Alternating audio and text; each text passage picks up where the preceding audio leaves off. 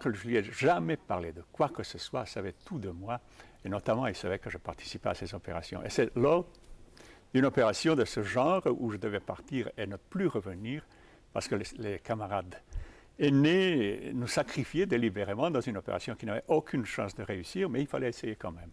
Eh bien, j'y suis allé avec un camarade qui est resté.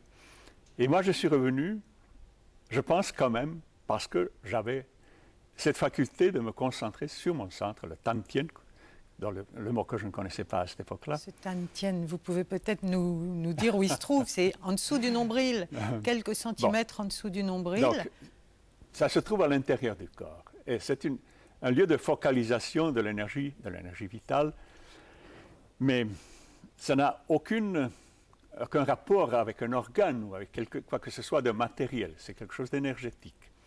Mais une fois qu'on a appris à sentir cet endroit, on a vraiment l'impression d'avoir à l'intérieur du ventre une espèce de boule sur laquelle on peut agir. Mais pour trouver ça, il faut des repères externes, extérieurs. Donc, l'un des repères, c'est l'articulation sacro-lombaire, c'est-à-dire là où s'articule le bassin avec la colonne vertébrale. Et juste en face, donc sous le nombril, se trouve le repère avant. Il y a deux repères, entre les deux se trouve le Tantien. Et on peut donc par d'autres repères aussi, les repères latéraux, etc., trouver un point de croisement et s'imaginer d'abord, puis ensuite vraiment le sentir.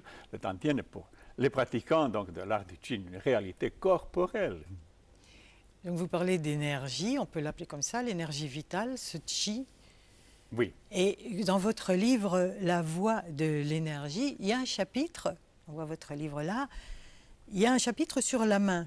Et vous dites que c'est une antenne parabolique et qui détecte les vibrations, donc qui détecte les énergies ambiantes et tout ça.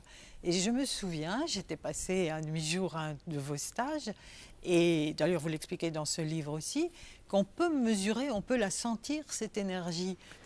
Comment faisiez-vous là avec vos mains? Je me souviens, mais il y avait peut-être des choses préalablement. La première chose, c'est de détendre les mains. Vous voyez, la main doit être parfaitement détendue, complètement relâchée. Vous voyez, le pouce, l'orgueil de l'homme doit être indépendant. Vous voyez, mon pouce est indépendant, il est complètement détendu, voilà. Et on forme ce qu'on appelle la gueule du tigre, c'est-à-dire une main où l'index pointe très légèrement, le pouce est complètement détendu et la main est détendue. Et cette main-là, cette forme de main, favorise donc la perception du Qi. Si vous placez la main comme ceci, vous la laissez pendre, vous sentez affluer une pression dans les mains, la chaleur, des picotements, etc. Le Qi, c'est-à-dire l'énergie vitale, afflue dans la main qui est formée de cette façon. Il y a d'abord la forme, mais il y a surtout le fait qu'elle est détendue.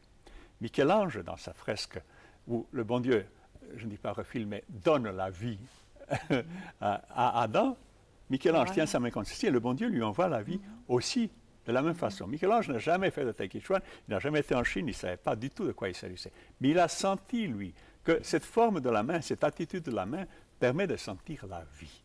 Voilà.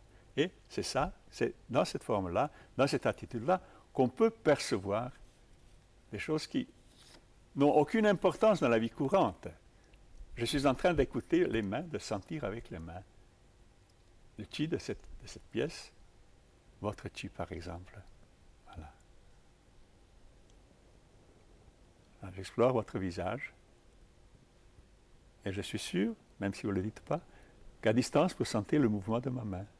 Voilà. Je sens que vous réagissez à ma main. Il y a entre nous donc une communication à distance. Qu'est-ce que c'est ce truc-là? Je ne sais pas. Les Chinois appellent ça le Qi. Est-ce que nous, on n'appelle pas ça vulgairement des ondes? Une onde est quelque chose un terme beaucoup plus général. Le Qi est quelque chose de beaucoup plus, comment dire, étroitement significatif. Il y a une signification beaucoup plus étroite. Le Qi est donc cette chose qui passe entre les vivants. Voilà. Voilà. Mais ce qui... Et je m'avais un peu de Qi aux téléspectateurs aussi. Voilà. Ce qui est extraordinaire, et vous l'expliquez, c'est que ce Qi, on peut le domestiquer. Oui. On peut le maîtriser et en faire ce qu'on veut. Oui. On peut en faire beaucoup de choses. Et on peut faire aussi beaucoup de mal avec ça. Et c'est cet aspect-là qui a été d'abord présenté aux Occidentaux comme preuve de l'existence du Qi. C'est ça qui a fait la réputation du qi. Et c'est une mauvaise réputation, la plus mauvaise. Le qi, c'est tout autre chose. Pourquoi on peut faire du mal? C'est parce qu'on peut commander aux organes, c'est ça? Non, non, je parle du combat. Je parle du combat. Ah, oui. Donc, un combattant qui possède le qi, qui possède la maîtrise du qi, peut, d'un coup de poing ou même simplement d'un coup de doigt, tuer quelqu'un. Voyez? C'est une décharge d'énergie tellement puissante que ça produit un effet désastreux, ravageur dans le corps. Une simple secousse comme ceci, dans un corps humain ou dans un corps vivant, peut produire un désastre. Évidemment, il n'y a plus beaucoup de maîtres qui sont capables de faire ça, heureusement. Heureusement. Mais vous avez fait un travail sur le qi et le son. Ce n'est pas facile à comprendre, je vous le dis tout de suite, bien que j'ai lu et relu. Mais donc, à partir du Tantien, on peut faire sortir un son qui supporte le qi, c'est ça? Il faut dire que toutes les manifestations de vie sont des manifestations de qi. Tout ce qui vit est fait par le qi, c'est le qi qui le fait. Voilà. Donc, quelle que soit la manifestation de vie, elle est toujours conditionnée par le qi. Donc, la voix, aussi, toutes les bêtes qui aboient, la bête qui chante, le rossignol, etc., ont du qi dans l'émission sonore qui est la leur. Avec cette différence que l'homme, grâce à des techniques que des maîtres d'autrefois ont mises au point, peut encore concentrer intentionnellement, volontairement son qi dans sa voix et produire donc des sons plus riches en qi que celui que tout le monde a en parlant ou en chantant. Il y a des chanteurs, il y a eu Caruso, le célèbre Caruso, qui avait du qi dans sa voix, il y a eu Chaliapin, et aujourd'hui il y a un petit jeune homme qui me plaît beaucoup, il est aveugle et il s'appelle un petit Italien là, comment c'était, j'ai oublié son nom. Andrea Bocelli. Oui. Voilà, un garçon qui il a chante, du qi dans la voix. qui chante d'une façon tout à fait moyenne, mais qui a un qi tellement bon, tellement agréable, et qu'on sent, et c'est ça qui émeut, c'est pas sa technique, c'est pas sa façon de chanter qui est tout à fait moyenne. Mais c'est le qi qui passe, qui émeut, qui apporte quelque chose. Voilà. Est-ce que ça vous ennuierait de nous montrer ce qu'est le qi qui sort de vos cordes vocales? Écoutez, il faut dire que pour atteindre vraiment le plein rendement, il faut une préparation. Je ne peux pas vous infliger maintenant plusieurs minutes de préparation, mais je peux essayer de sortir quelque chose. Puis l'endroit n'est peut-être pas l'idéal. Surtout, l'endroit n'est pas idéal du tout, il n'y a pas de retour, mais enfin, ça fait.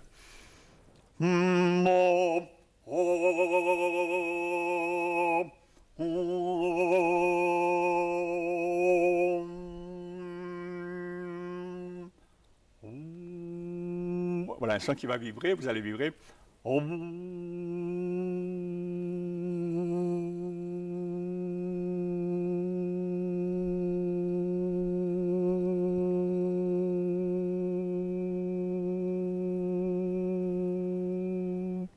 Voilà un son très riche en qi, je l'ai réussi, ce n'est pas toujours le cas. Et qu'est-ce que vous en faites alors de ce son?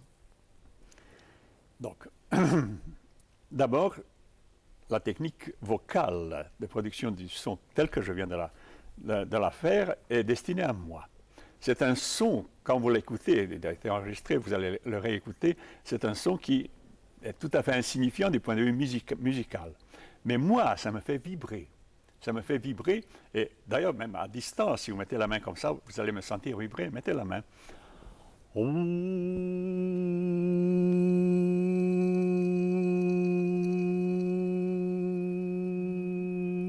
Vous sentez des vibrations qui ne sont pas du tout les vibrations de l'air produit par des membranes qui vibrent. Ce n'est pas du tout ça. C'est tout autre chose. Et ces sons-là, je les balade dans mon corps et je fais donc un travail, disons, de régénération avec l'énergie de tous mes tissus, des organes, etc., etc. Ce sont des pratiques donc, qui sont destinées à entretenir sa santé. C'est votre attention, l'attention que vous portez sur un organe qui va diriger le qi vers cet organe. C'est comme ouvrir et fermer une main. C'est exactement la même chose. C'est la volonté. En plus, il y a tout le système ostéotendulo-musculo-neurolipidovasculocutané qui fonctionne. Et c'est le qi, évidemment, que je dirige dans le corps. Mais il y a d'autres sons qui sont destinés à être écoutés, comme celui que je viens de faire, et il est destiné à quelqu'un d'autre, ce n'est plus destiné à moi, et à ce moment-là, ces vibrations sont différentes et pénètrent dans le corps, dans l'organisme de quelqu'un d'autre.